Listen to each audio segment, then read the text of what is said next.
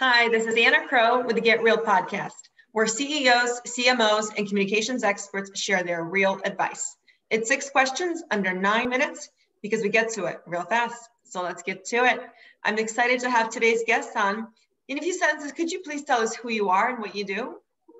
Sure. My name is Sandra and I'm the head of marketing communications at Thrasio.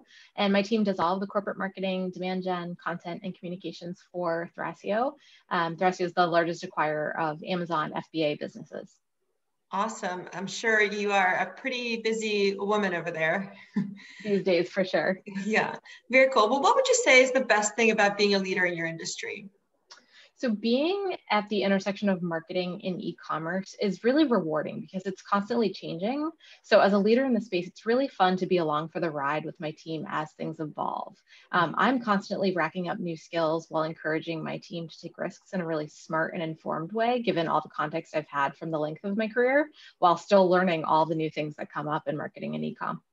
I love that. And you're right. I mean, things keep changing, right? Technology keeps evolving. So I'm sure every day, every week, every month, you're picking up something new, which is great. Absolutely. Mm-hmm. Awesome. Well, I hear from other leaders that creating authentic connections can be challenging when it's very noisy out there. What's your take on that, Sandra?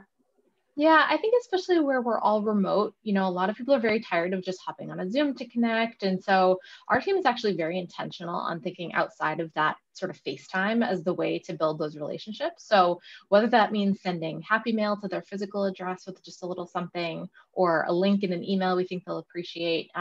We also take a really concerted effort on obviously over delivering on the work that we do with our sellers and our audiences, and then creating a really unique agreement that also benefits them personally. So when we create deals, we'll look for ways to create delight and connect with them in a way that doesn't require more Zoom calls, but we might bake into a deal something that benefits them personally and professionally to sort of build that relationship and create a more unique touch point than just your typical business transaction.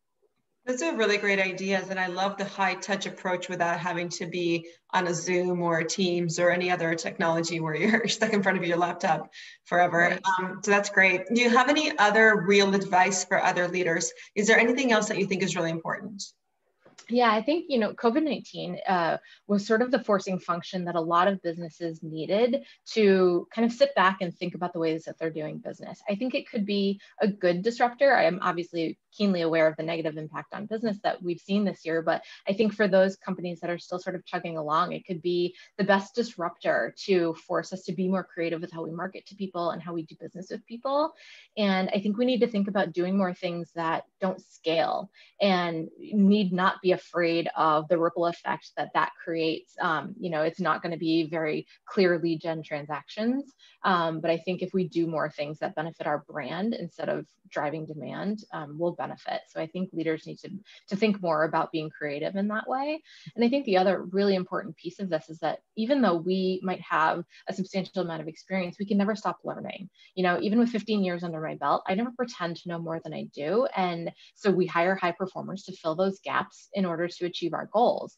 If I'm not learning, I'm done. I'm bored and I'm not serving my team and leading them where they need to be. So to also be a leader that takes on that player coach mentality, I think the best leaders that I've ever worked with are those that don't have the ego not to dig in where needed. If they need to review copy or if they need to be really intimately familiar with the inner workings of a campaign, that just helps them be able to ladder up to the executive team and show what the team is really working on and the hard work that goes into all of that effort. So it's really important to get your hands dirty as well.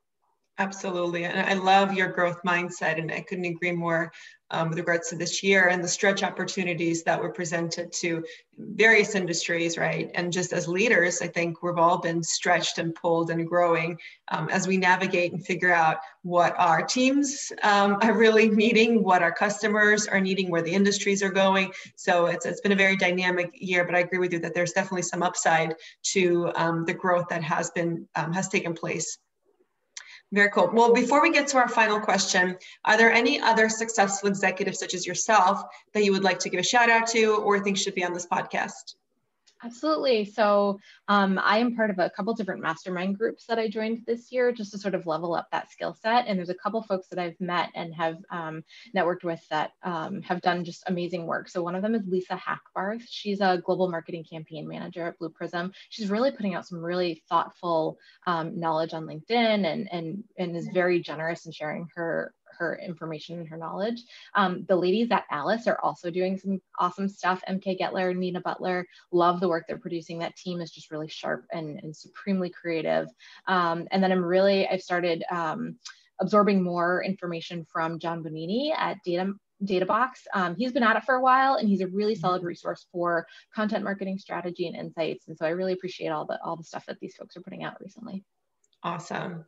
Well, I know you've been in marketing communications for quite some time, and you've got over 15 years of experience, but could you tell us about your first job? Sure. I was a terrible hostess at a diner here in New Hampshire. Back in the days when people used to be able to smoke in restaurants still, I love organization and structure. And so I used to put every customer one table after another right next to each other. So I would front load certain sections for certain waitresses, and then the other sections would be completely empty for certain waitresses, and they hated me. And I had to get up at 5 a.m. and it just was not for me.